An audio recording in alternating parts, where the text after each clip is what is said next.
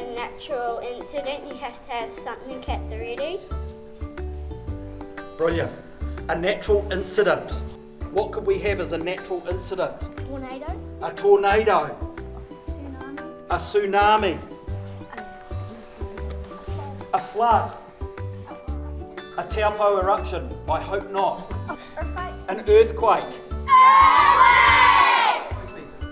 Sophie is working away in the classroom, and then all of a sudden there's some shaking, and the teacher yells out, "What are we going to do?" Drop, cover, hold! Drop, cover, hold! That's for you. Wherever you are on New Zealand ShakeOut Day, join the rest of the country and drop, cover and hold. Sign up and find out all you need to know at shakeout.govt.nz.